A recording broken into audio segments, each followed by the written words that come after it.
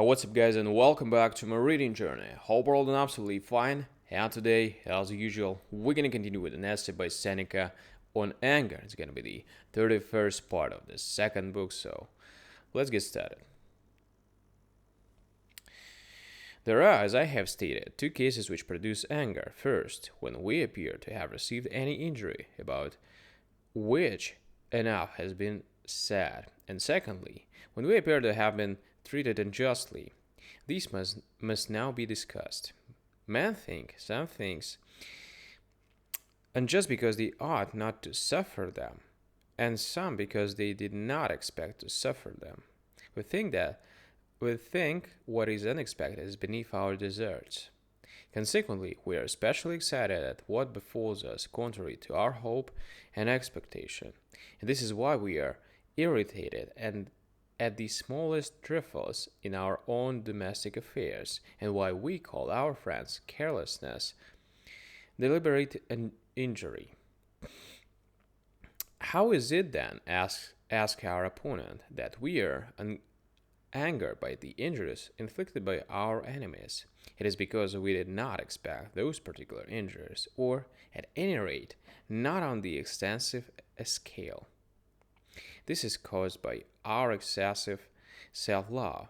We think that we ought to remain uninjured, even by our enemies. Every man bears within his breast the mind of a despot, and is willing to commit excesses, but unwilling to submit to them. This is either ignorance or arrogance that makes us angry, ignorance of common facts. What is there to wonder at in bad men committing evil deeds? What novelty is there in your enemy hurting you, your friend quarreling with you, your son going wrong, or your servant doing amiss? Fabius was wont to say that the most shameful excuse a general could make was, "I did not think." I think it the most shameful excuse that a man can make. Think of everything except everything, even when men of good character sometimes will crop up. Human nature produces minds that are treacherous, ungrateful, greedy, and impious. When you are considering what any man's morals may be, think what those of mankind are. When you are especially enjoying yourself, be especially on your guard. When everything seems to you to be peaceful, be sure that mischief is not absent but only asleep. Always believe that something will occur to offend you. A pilot never spreads all his canvas abroad to so confidently as not to keep his tackle for shortening sail ready for use. Think above all, both base and hateful is the power of doing mischief, and how unnatural in man, by whose kindness even fierce animals are rendered tame.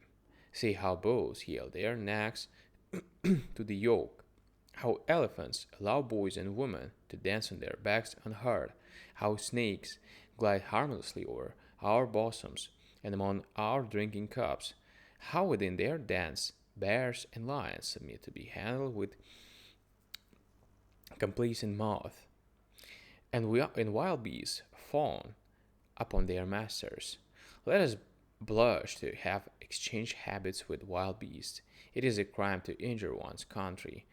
So it is, therefore, to injure any of our countrymen, for he is a part of our country.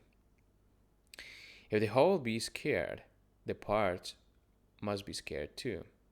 Therefore, it is also a crime to injure any man, for he is your fellow citizen in a larger state.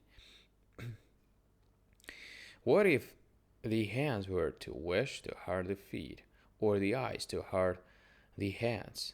As all the limbs act in unison because it is the interest of the whole body to keep each one of them safe, so man should spare one another because they are born for society.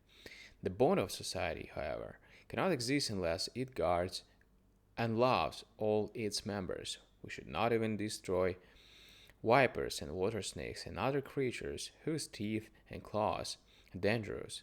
If we were able to tame them as we did other animals, or to prevent their before to peril in us, neither ought we, therefore, to hurt a man because he has done wrong, but lest he should do wrong. And our punishment should always look to the future and never to the past, because it is inflicted in a spirit of precaution, not of anger. For if everyone who has a crooked and vicious disposition were to be punished, no one would escape punishment.